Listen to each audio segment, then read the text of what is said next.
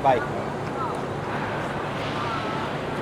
Gli esiti sono stati conformi al dichiarato e quindi si tratta di olio di girasole, olio vegetale di girasole. Poco prima delle 14, completati i controlli, si può aprire il collegamento tra la nave e il serbatoio della banchina. È un momento importante, parliamo della nave ucraina Zamrut Ana, partita il 20 agosto da Odessa e che trasporta 6.300 tonnellate di olio vegetale, di semi di girasole per la precisione, destinato al dettaglio, quindi a negozi e supermercati.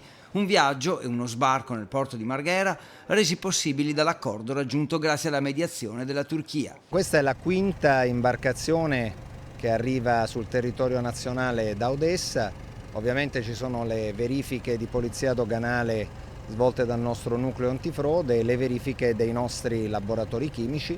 A coordinare le operazioni la ADM, ovvero l'Agenzia delle Accise, Dogane e Monopoli, che ha messo in campo una task force di competenza professionale elevata per controllare la regolarità dei documenti, ma anche la composizione chimica dell'olio e la sua salubrità, con un laboratorio mobile che può effettuare in tempo reale analisi e test. I nostri funzionari hanno effettuato intanto un controllo a bordo per verificare la conformità del carico, la presenza di eventuale materiale non autorizzato. Successivamente verranno svolte all'atto della dichiarazione doganale dei controlli più approfonditi, ivi inclusi quelli di laboratorio sulla merce che viene sbarcata. Il porto di Venezia, la banchina dei cereali di Marghera per la precisione, sono così al centro dell'attenzione nazionale in queste ore. Venezia sarà attrezzata anche meglio, abbiamo in corso delle protocollazioni, per questo è qui a Venezia la direzione generale, per dare una sede istituzionale e un centro studi di ricerca e di formazione